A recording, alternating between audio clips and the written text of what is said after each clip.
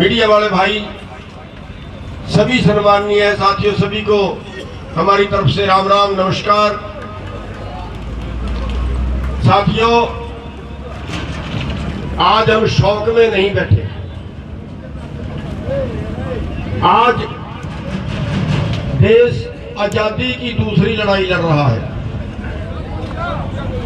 जिस देश को आपने हजारों कुर्बानियां देके आजाद कराया था, आज वो देश दोबारा से चंद लोगों की मुट्ठी में चला गया है और केवल चंद लोगों की मुट्ठी में ही नहीं चला गया, बल्कि चंद लोगों के हाथों में देश की जान चली गई। आज अमीरी और गरीबी का फर्क, जिस देश को हम सोने की चिड़िया कहते थे, जिस देश में हम उत्तम खेती माध्यम व्यापार कहते थे, उस देश में आज खेती भी खतरे में है और वो सोने की चिड़िया तो क्या, वो देश आज भुखमरी में दुनिया में टॉप पर है, सबसे ऊपर है आज देश भुखमरी में। ऐसा नहीं है कि हमारे देश के पास पैसा नहीं है, लेकिन व्यवस्था नहीं है। आज देश के जो हमारे नेतागण हैं, जो हमारे नीतिकार हैं, आज वो बेईमान हो गए। आज पैसे से सत्ता, सत्ता से पैसा, फिर पैसे से सत्ता और फिर सत्ता से पैसा, बस यही खेल रह गया है। आज जो सत्ता में जा रहे हैं वो पैसा कमाने के लिए या चौधर करने के लिए जा रहे हैं, जनता की सेवा करने के लिए राज में नहीं जा रहे। जनता को सुखी रखने के लिए उनका कोई मकसद नहीं है। आज आप देखें, देश में आधे एमपी आज कंपनियों के मालिक हैं। देश के राज्यसभा के मेंबर जो किसी वर्ग के नुमाइंदे लिए जाते हैं या किसी चीज के स्पेशलिस्ट लिए जाते हैं, जो चुनाव नहीं लड़ते और जिनकी सेवा की देश को जरूरत है, किसी विशेष चीज के ज्ञाता है, उनको राज्यसभा का मेंबर लेना होता है। लेकिन आज आधे राज्यसभा के मेंबर कंपनियों के मालिक हैं, क्योंकि वो चंदा देते हैं, वो फंड देते हैं, वो पैसे देते हैं आधे, यानी पैसे से सिक्के खरीदते हैं। आज वही कंपनियां हैं और वही एमपी है, या वही एमपी है वही पूंजीपति है। और यही कारण है कि आज जितने कानून बन रहे हैं वो देश में पूंजीपतियों को और अमीर बनाने के लिए बने हैं। देश को सुखी रखने के लिए कानून हमारे देश में नहीं बने। आज आप देखें, हमें एक एक करके मार रहे हैं। हमें इकट्ठे होने की जरूरत है साथियों। आज हम मजदूरों की बात करें, मजदूरों के सारे कानून तोड़ दिए गए, सारे कानून तोड़ दिए गए। अब फैक्ट्री वाला 8 घंटे की बजाय 16 घंटे काम करा सकता है। लेबर कानून तोड़ दिए गए। आज उनके और ओवर टाइम खत्म कर दिया गया, लेकिन देश के मजदूर नहीं बोले। क्यों? क्योंकि सरकार का डंडा इस तरह का है। आज बाजार के कारोबार, बाजार को कंगाल कर दिया गया। आज आप बाजार में जाके हालत देखिए, दुकानों वाले रो रहे हैं। सारा कारोबार मॉल छीन के ले गए, कंपनियां छीन के ले गई। जो बाकी कसर थी ऑनलाइन शुरू हो गया। अगले 3 साल में 4 गुना कारोबार ऑनलाइन बढ़ेगा और पूरे बाजार का माल खत्म, पूरे बाजार का जो कारोबार है वो खत्म। यहाँ की 65% आबादी उसकी जीविका खेती थी। इस पूरी खेती को कारपोरेट के हवाले, इस पूरी खेती को कंपनियों के हवाले कर रहे हैं, जिसके लिए आप लड़ रहे हैं। ये खेती सुधार कानून नहीं है, नाम रखा है खेती सुधार कानून। लेकिन वास्तव में खेती व्यापार कानून है। इनसे खेती को बढ़ावा नहीं मिलेगा। 11 मीटिंगें हुई केंद्र सरकार से और हमने उन मीटिंगों में सवाल किए कि इन कानूनों से किसान का फायदा कैसे होगा, वो बता दे। 11 मीटिंगों में नहीं बता पाए किसान का फायदा कैसे होगा। हाँ, हमारी मीटिंगों के बाद उन्होंने एक सवाल कर दिया कि इन कानूनों में काला क्या है। हमने बुकलेट लिखी, किताब लिखी और वो सरकार को भेजी कि सरकार पढ़ लेके इन कानूनों में काला क्या है, छोटे पॉइंट से बड़े पॉइंट तक उस किताब के अंदर लिख दिया, उस बुकलेट के अंदर लिख दिया। और सरकार से पूछा कि अब सरकार इसी तरह की बुकलेट बनवाए, छपवाए, लिख के बताए देश को कि इन कानूनों से किसानों को फायदा कैसे होगा। ये बताने के बाद उनके लिए कुछ नहीं है। साथियों, ये देश का एग्रो बिजनेस, खेती व्यापार, ये कंपनियों के हवाले करने के कानून है और इससे पूरे देश यानी पैदा करने वाला और खाने वाला दोनों कारपोरेट के ऊपर, दोनों कंपनियों के ऊपर निर्भर होंगे। इन कानूनों के तहत सरकार खेती से बाहर होगी, सरकार खेती की दखल अंदाजी से बाहर होगी। जिसमें उन्होंने ये कहा कि अब आपको आजाद कर दिया, आप कहीं बेचे, कुछ पैदा करें, कुछ ना पैदा करें, आपकी मर्जी। अब उससे ये होने वाला है कि आपको वर्ल्ड मार्केट का मुकाबला करना पड़ेगा। सरकार कहती है हम WTO में चले गए हैं, अब पूरी दुनिया का बिजनेस, पूरी दुनिया का व्यापार इकट्ठा होगा और जब पूरी दुनिया का व्यापार इकट्ठा होगा तो उसमें फिर आज के उदाहरण आपको ले दूं। आज राजस्थान के अंदर गेहूं बिक रही है 1700 रुपए, आज मध्य प्रदेश के अंदर गेहूं बिक रही है 1700 रुपए, पिछले साल बिकी थी 1600 रुपए। और अगर ये कानून लागू हो जाते हैं तो हरियाणा में भी बिकेगी 1700 रुपए, पंजाब में भी बिकेगी 1700 रुपए। अगर ये कानून लागू हो जाते हैं तो आज बिहार में धान बिक रहा है 1100 रुपए, तो हरियाणा में भी, पंजाब में भी बिकेगा 1100 रुपए। शांता कुमार कमेटी ने साफ रिपोर्ट दे दी है कि हरियाणा और पंजाब से सरकारी खरीद बंद कर दी जाए। और आपके सामने है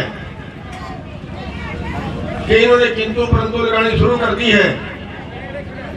कई तरह की नई शर्तें इस बार गेहूं में लगा दी हैं, कई तरह की शर्तें धान में आ गई हैं, मंडियां बंद करने का प्रोग्राम कर लिया है। आज आपको पता है कुंडली मंडी में ताला लगा दिया था कुछ दिन पहले। आप देख रहे हैं सारी गेहूं सैलों गोदामों में जा रही है। 98 जोन का गोदाम है, एक शायद चीन में भी किसी जगह पे है। सारी गेहूं सैलों गोदामों में जा रही है। तो साथियों, पूरा मंडी का बिजनेस खत्म, पूरे पल्लेदार, आड़ती, मुनीम, जो भी काम करने वाले, ट्रांसपोर्टेशन वाले, बारदाने वाले, सबका कारोबार खत्म। आगे के लिए पूरी खेती कंपनियों के हवाले होगी। अगली जो प्लान है वो ये है कि क्योंकि आप इस 1700 रुपए में गेहूं पैदा करनी पड़ता नहीं खाएगी, हम बात कर रहे हैं न्यूनतम की। न्यूनतम दे रहे हैं, जो न्यूनतम का मतलब है कि कम से कम इतना, तो इतने से कम तो किसान जिंदा नहीं रहेगा। ये लागत के आधार पे नहीं है, लागत के आधार पे नहीं है। आज गेहूं की लागत है हरियाणा में 2300 रुपए, पंजाब की लागत है 2300 रुपए। मेरा आंकड़ा नहीं है, हरियाणा सरकार के खेती बाड़ी विभाग का, पंजाब सरकार के खेती बाड़ी विभाग का। हमारा रेट है 1975 रुपए, लेकिन ये कहते हैं कि वर्ल्ड मार्केट के रेट पे। आपको पड़ता खाती है खेती करो, पड़ता खाती है ना करो। अब जो अगली खेती होगी आपको जमीन बेचनी पड़ेगी। आप देख रहे हैं अभी आप पिछले 8 साल में जमीन के रेट आते रह गए हैं, और अगर आपकी गेहूं का भाव 1700 रुपये मिले, धान का 1100 रुपये मिले, तो और नीचे जाएंगे और आपको जमीन बेचने में मजबूर होना पड़ेगा। और फिर उस जमीन को लेगा कौन लेगा? हमारा किसान नहीं लेगा। आज आप अंबानी की आमदन जानते हैं, 1 घंटे की 90 करोड़, एक दिन की बनती है 2160 करोड़। 2160 करोड़ का मतलब है कि हरियाणा के अंदर 9000 एकड़ जमीन एक दिन की कमाई में मोल ले सकता है। एक दिन की कमाई में 9000 एकड़ हरियाणा के अंदर ले सकता है, यूपी और बिहार के अंदर क्या करें? हजारों हजार एकड़ के प्लाट बनेंगे, और उसमें कौन खेती करेगा? उसमें कंपनियां खेती करेंगी, सारी मशीनी खेती होगी, उसमें पीठ पे स्प्रे, पंप लगा के स्प्रे नहीं होगी, हेलीकॉप्टर से होगी। सारा मशीनी काम होगा, यानी सारे गांव के मजदूर बेकार, कोई काम नहीं। सारे गांव की जमीन के जो मालिक है वो बेकार, कोई काम नहीं। और आपको जो मजदूरी है वो आज भी आप जो शहरों में जाके मजदूरी कर रहे हैं, हमारे बच्चे जो मजदूरी कर रहे हैं, 9,500 के करीब आज न्यूनतम रेट है मजदूरी का, अनस्किल्ड का, लेकिन आज मिल रहे हैं 6,000 7,000 और आगे और घटने वाले। तो साथियों, ये पोजीशन है। हमारी जो लड़ाई है वो जिंदा रहने की लड़ाई है, अपने कारोबार बचाने की लड़ाई है। हमारा कारोबार गया मान लीजिए, खेती करने वाले भी, खेती करवाने वाले भी, खेतों के मजदूर भी, आड़ती भी, छोटे व्यापारी भी, जितने खेती से जुड़े कारोबारी हैं वो सारे का सारा कारोबार खत्म होने वाला है। साथियों, उस कारोबार को बचाने के लिए हम आज दिल्ली में बैठे हुए हैं और सरकार षड्यंत्र उसके ऊपर रच रही है। अभी आप रोज खबरें सुन रहे हैं, कोरोना आ गया, कोरोना आ गया, जबकि कोरोना नाम की कोई बीमारी दुनिया में पैदा नहीं हुई। अगर कोरोना होता, हम इतने दिनों से वहां पे बैठे हुए हैं, अभी तक तो हजारों किसान मर चुके होते। एक भी आदमी, एक भी किसान कोरोना से नहीं मरा। 350 किसान शहीद हो चुके हैं वहां, लेकिन कोरोना से एक भी किसान नहीं मरा। सारे देश में हम घूम के आए, बड़ी बड़ी रैलियां की, वहां लाखों लाख लोग इकट्ठे हुए, एक भी आदमी को कोरोना नहीं हुआ। अभी कोरोना के नाम से डंडा बजाने की तैयारी कर रहे हैं। अभी कह रहे हैं कोरोना के नाम से जैसे मुसलमानों को बदनाम किया था, ऐसे आपके धर्मों को बदनाम करेंगे, ऐसे किसानों को बदनाम करेंगे, और फिर कहेंगे आंदोलन बंद करिए, नहीं बंद करते जबरदस्ती करवाएंगे। साथियों, आपको जागरूक रहने की जरूरत है। जैसे ही आपको पता चले कि दिल्ली में डंडा परेड शुरू कर दी है, जैसे ही आपको चले कि दिल्ली में गोलियां मारनी शुरू कर दी है, रात भी हो तो रात को उठ के चले। साथियों, आज सरकार की क्रूरता का हमें मुकाबला करना है। बिल्कुल शांति प्रिय तरीके से करेंगे, हम किसी को लठ नहीं मारेंगे, हम किसी का कुछ नहीं करेंगे, लेकिन शहीदियां देंगे, गोलियां खाएंगे, डंडे खाएंगे, मौके पे जो मर्जी सरकार करे हम हाथ नहीं उठाएंगे। लेकिन सरकार ये मत सोच ले कि ऐसे ही उठ कर घर के चले जाएंगे, उनकी गोलियों से डरते, उनके लठों से डरते घर को चले जाएंगे, कुर्बानियां देंगे वहीं पे, शहीदियां चाहे कितनी चाहे जलियांवाला बाग भी बढ़ा दें, लेकिन हम उठ के घर को नहीं आएंगे। साथियों, आपको बधाई देना चाहूंगा, एक खटकर टोल प्लाजा आज नंबर 1 पे चल रहा है। पूरे हरियाणा के अंदर नंबर 1 पे जो भीड़ है तो खटकर टोल प्लाजा पे। और आज अपने आप को सौभाग्यशाली भी मानता हूँ कि आप लोगों के बहादुर इलाके के बहादुर लोगों के आज मैं दर्शन कर रहा हूँ। बहादुर इलाके में आज खड़ा हूँ, जिस इलाके ने हर जुल्म के टाइम में हर जुल्म का मुकाबला किया है, सब सरकारों का मुकाबला किया है। यहाँ का इतिहास है, और सारी सरकारें अगर डरती है तो जींद के इलाके से सबसे ज्यादा डरती है। साथियों, ये वो इलाका है चाहे कुर्बानियां कितनी भी देनी पड़ी हो, लेकिन कभी डंडे में पीछे नहीं हटा, कभी कुर्बानियों में पीछे नहीं हटा। तो मैं आज अपने आप को भाग्यशाली मानता हूँ आपके इलाके में खड़ा हूँ। साथियों, ये आंदोलन हमें तब तक लड़ना है जब तक हम जीत नहीं जाते, चाहे इसमें कितना भी टाइम लग जाए और कितनी भी कुर्बानी लगे। तो साथियों, बस मैं इतनी सी बेनती करूंगा कि बहुत से लोगों का काम निपट गया होगा, कुछ लोगों का रह भी रहा होगा। जिन भाइयों का काम निपट गया है वो यहाँ भी आए और यहाँ से कुछ हिस्सा दिल्ली के धरनों पे ही भेजते हैं। दिल्ली के धरनों की जो संख्या है वो बरकरार बढ़नी नहीं चाहिए। और वहाँ पे जैसे सरकार की आवाजें आ रही हैं, थोड़ा खतरा पैदा हो गया है, तो और यहाँ से जितने ज्यादा हो सके वो ज्यादा लोग दिल्ली के धरनों पे यहाँ से जाते रहे। तो बहुत ज्यादा ना बोलते हुए आप लोगों ने सुबह से बैठे हैं, काफी टाइम हो गया है। आप सबका बहुत बहुत धन्यवाद है, आपने आने का मौका दिया और उम्मीद करूंगा कि आप किसी तरह से इस आंदोलन की अगवानी करते रहेंगे। आप सभी का बहुत बहुत धन्यवाद। देखिए, एक छोटी सी बात और, हमारे दलित भाई और हमारे मजदूर भाई, उनको साथ और जोड़ के रखिए। और मैं नारा लगाऊंगा कि किसान मजदूर एकता, आपने जिंदाबाद बोलना।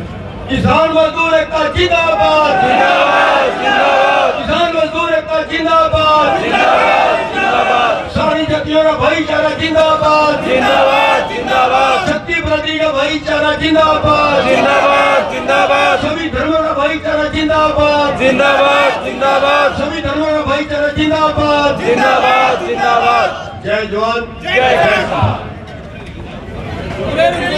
और अब मैं कोर कमेटी से निवेदन करूंगा कि वो सभी किसानों के सिरमौर आदरणीय सरदार गुरनाम सिंह जी चौधरी जी को ठक्कर टोल प्लाजा की तरफ से एक माइक पकड़ियो, माइक देकर के सम्मानित करे, ताकि समय समय पर जब भी दीवार पर चौधरी साहब की नजर जाए तो उनको याद आए कि 20 अप्रैल को सरोखा बमा पंचायत में आप जब खटखट टोल प्लाजा पर गए थे, वहां की कमेटी ने आपका सम्मान किया था। और इस मान सम्मान के बाद चौधरी साहब से निवेदन है कि वो हमारे आज के 5 योद्धाएं, हमारे बुजुर्ग, उनका अनशन जो सांकेतिक भूख हड़ताल है 1 दिन की, उस भूख हड़ताल को समाप्त करवाने में और कमेटी का साथ दें। चौधरी साहब से निवेदन है।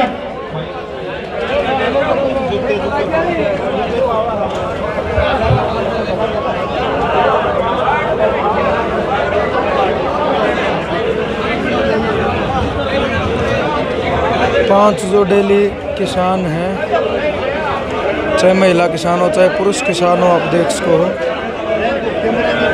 जो डेली से निवेदन है कि एक बार जो हमारी सांकेतिक भूख हड़ताल पर हमारे 5 योद्धा बैठे हैं, आप और गुरनाम सिंह चौधरी आप देख सको इनके जो भूख हड़ताल हटियो थोड़े भूख हड़ताल पर जो 5 किसान डेली बैठा आप देख सको उनका जो है। और यहाँ पर उपस्थित जितने भी हमारे किसान और हमारी मातृ शक्ति है, उनसे निवेदन है कि एक बार जोरदार तालियां बजाकर जो गुरनाम चौधरी खेड़ा का प्रधान के साथ में जो बुजुर्ग किसान आज आंदोलन भूख हड़ताल पर बैठे थे, उनका जो है अपना योगदान भूख हड़ताल खत्म करवाने का जो है काम कर रहे हैं, आप देख सको। और यानी सांकेतिक भूख हड़ताल पर डेली जो 5 किसान बैठे, चाहे पुरुष किसान हो चाहे महिला किसान, हमारे इन 5 योद्धाओं के साथ बुजुर्ग जो किसान का भी बुजुर्ग किसान हमारे दूध धरने पे बैठे थे, उनको दूध पिलाकर जो है। संदीप हटिए एक बार थोड़ा, संदीप निकाल करके हमारे इस टोल प्लाजा की ओर किसान आंदोलन की शोभा बढ़ाई। और मैं दादा वेद प्रकाश जी और उनकी भजन मंडली से भी निवेदन करूंगा कि मौसम खराब है, एक भजन और उसके बाद आज जो हमारा धरना है हम इसके समापन की घोषणा खेड़ा खात के प्रधान तालवान सतबीर जियों से करवाएंगे, दादा वेद प्रकाश और उनकी समस्त भजन मंडली। तो भाई आप देख सको